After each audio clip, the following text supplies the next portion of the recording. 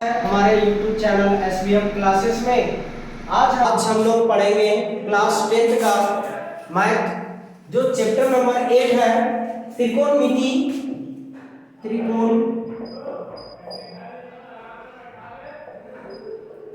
का परिचय।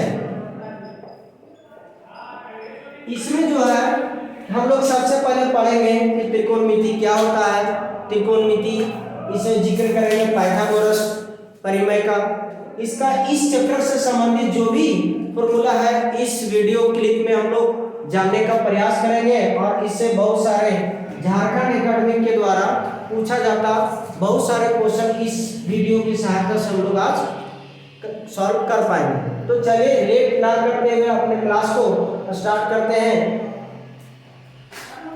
पहले हम लोग पढ़ते हैं कि इस त्रिकोणमिति अनुपात में किस त्रिभुज का हमको सबसे पहले यूज किया जाता है।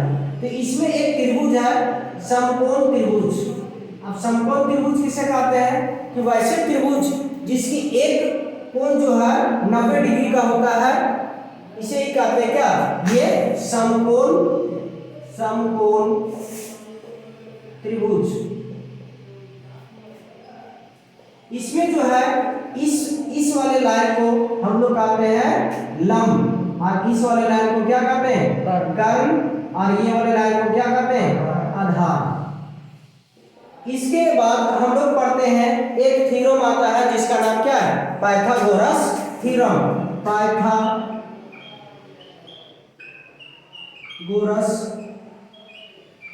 परिमेय। इसमें हम लोग पढ़ेंगे इसके अनुसार इसमें 3 परिमेय आता है। एक आता है कि कर्ण बराबर होता है कि कर्ण का होल स्क्वायर बराबर लंब का होल स्क्वायर प्लस आधार का होल स्क्वायर। इसके बाद क्या होता है इसमें ये स्क्वायर है इक्वल के इधर आता है तो ये रूट अंडर में चेंज हो जाता है। इधर क्या बचा कर्ण बचा। कर्ण बराबर रूट अंडर लंब का होल स्क्वायर प्लस आधार का होल स्क्वायर। ये आता है कर्ण का फॉर्मूला। इसके बाद हम इधर से साइड से लिखते जाते हैं कि पहला क्या है कि कर्ण बराबर होता है रूट अंडर लंब का होल स्क्वायर प्लस आधार का होल स्क्वायर। इसके बाद दूसरा में यहाँ पे सिद्ध करते हैं, बताते हैं इसमें कि दूसरा क्या होता है कि लंब बराबर, अभी जो हम बताए कि कर्ण बराबर क्या होता है, कर्ण बराबर होता है ये बताए कि कर्ण का होल स्क्वायर बराबर लंब का होल स्क्वायर प्लस आधार का होल स्क्वायर। अब हम निकालते हैं लंब का होल स्क्वायर। तो लंब का होल स्क्वायर बराबर क्या लिखते हैं कि कर्ण का होल स्क्वायर, ये प्लस में है इधर आएगा तो माइनस में क्या होगा आधार का होल स्क्वायर। अब ठीक इसी तरह ये है स्क्वायर इधर है, ये स्क्वायर इधर आएगा किस में चेंज होगा रूट अंडर में। इधर क्या बचा लंब बचा, तो लंब बचेगा तो इधर क्या होगा रूट अंडर कर्ण का होल स्क्वायर माइनस आधार का होल स्क्वायर। ये दूसरा हो गया। यहाँ पे लिखते हैं कि लंब बराबर रूट अंडर कर्ण का होल स्क्वायर माइनस आधार का होल स्क्वायर। ये हो गया दूसरा।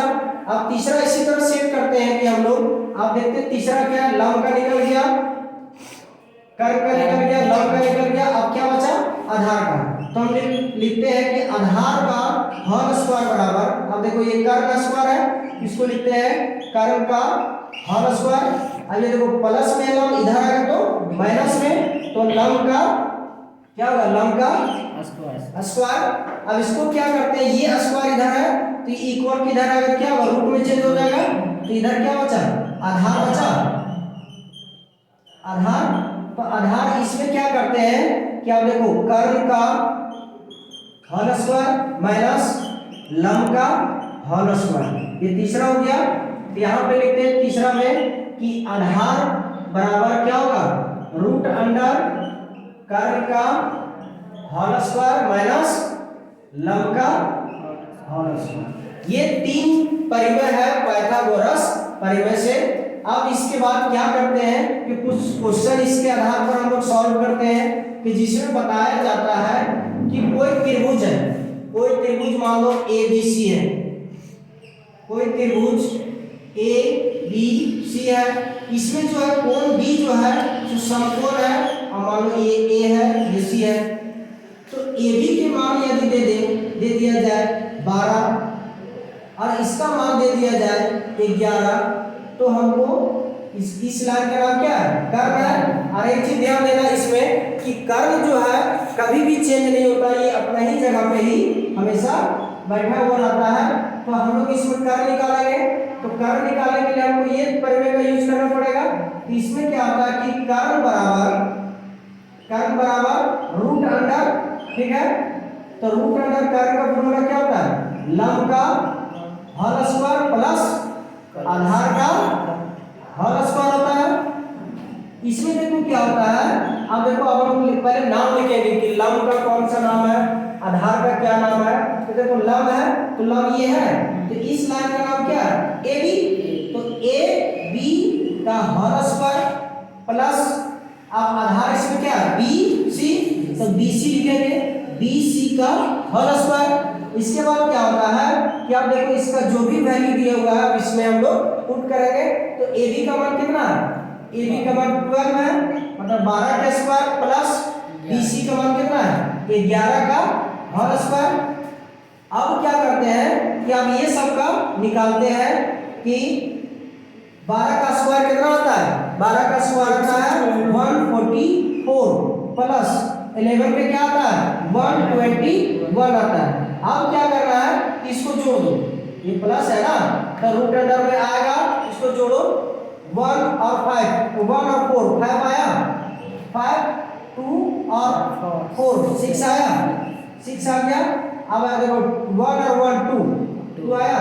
अब देखो ये आया, ये किसी का वर्गमूल है क्या, नहीं है, तो ये किसका मान निकल गया, मान लो ये कर्ण का वैल्यू निकल गया कितना 265। ये तुम्हारा किसके लिए आंसर हो गया, ये कर्ण के लिए, ठीक है।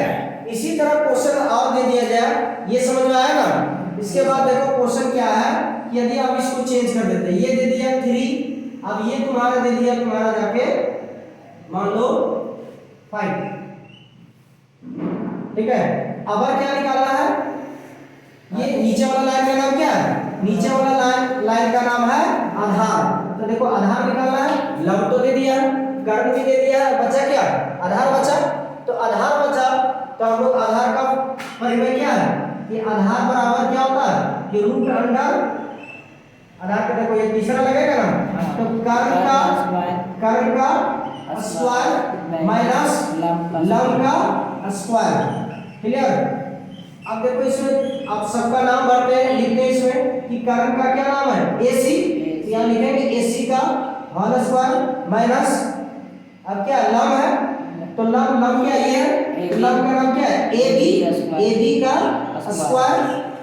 उसके बाद क्या होता है, अब देखो AC का मान कितना दिया है 5 का होल स्क्वायर माइनस AB का मान कितना है 3 का होल स्क्वायर। अब देखो इसका स्क्वायर आता है ना 25, 5 का स्क्वायर कितना आता है 25 माइनस 3 का स्क्वायर 9 आता है। अब देखो इसको यहाँ माइनस है तो माइनस कर देंगे, 25 में से 9 गया कितना बचा बताओ, 25 में से 9 गया तो कितना बचा, देखो 15 क्या होगा कि 25 में से 9 जाएगा कितना बचेगा 16 बचेगा। 16 किसका स्क्वायर है 4 का स्क्वायर है। तो ये तुम्हारा देखो अब आधार का मान क्या निकला 4 निकला, ये तुम्हारा क्या होगा क्लियर। ये है कुछ इसी से पाइथागोरस प्रमेय से कुछ क्वेश्चन है जो इसको सॉल्व करते हैं कि इसमें देखा जाए कि लंब दिया है आधार भी दिया है, तो इसमें बचा क्या कर्ण बचा। तो कर्ण को हमको निकालना है, तो कर्ण का फॉर्मूला लगाएंगे इसमें कि कर्ण बराबर क्या होता है कि रूट अंडर क्या होता है ये लंब का स्क्वायर प्लस आधार का स्क्वायर होगा। तो इसमें देखा जाए कि आप पहले बोले थे कि पहले नाम लिख देना कि लंब किस लाइन का नाम है, आधार किस नाम का है, तो ये सब देखा जाता है। इसमें देखो लंब का नाम क्या है AB का होल स्क्वायर प्लस आधार का नाम क्या है BC, तो BC का स्क्वायर। इसके बाद क्या है कि रूट अंडर इक्वल देंगे AB का मान कितना है, AB का मान 5 है, तो 5 का स्क्वायर प्लस BC का मान क्या है 3 का होल स्क्वायर। अब देखा जाए, अब इसका स्क्वायर निकालना है तो 5 का स्क्वायर क्या होता है, 5 का स्क्वायर 25 होता है, और प्लस का प्लस 3 का स्क्वायर कितना आता है 9। अब इसे हम लोग जोड़ दो, कितना आया 25 और 9 आएगा 34। तो ये देखो 34 जो है, ये 34 किसका मान निकला, ये निकला करंट का मान। ठीक है, तो ये अगला क्वेश्चन है दूसरा नंबर। तो दूसरा नंबर क्वेश्चन में है कि अगर देखा जाए कि लंब दे दिया है, करंट दे दिया है, तो आधार निकालना है। तो आधार का फॉर्मूला पर सेटअप करना है इसमें कि आधार बराबर रूट अंडर क्या होगा, लंब के स्क्वायर माइनस करंट के स्क्वायर। अब इसमें सेट करते हैं हम लोग कि लंब बराबर क्या होता है, लंब का इसका नाम है पी क्यू, तो पी क्यू का स्क्वायर। अब करंट का नाम क्या है, पी आर का स्क्वायर रूट अंडर।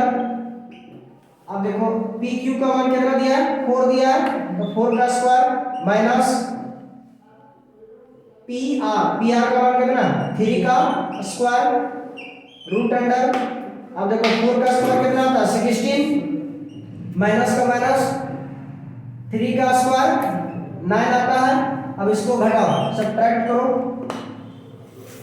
कितना आएगा 7 आएगा, रूट अंडर 7 आएगा। ये किसका मान निकला, रूट अंडर 7, ये निकला तुम्हारा आधार का मान निकला। तो ठीक इसी तरह अब हम निकालेंगे लंब का। ये आप लोग बनाइएगा, कल का ये होमवर्क है कि लंब बराबर क्या होगा। लंब का फॉर्मूला भी सेट कर दीजिएगा, जो आएगा स्क्वायर रूट अंडर करके माइनस करके घटा के जो भी आंसर आएगा वो आपका मान क्या निकलेगा। आज का क्लास आप लोगों को कैसा लगा ये कमेंट में बताइएगा, और हमारे चैनल SBM क्लासेस को लाइक शेयर सब्सक्राइब कीजिएगा। धन्यवाद।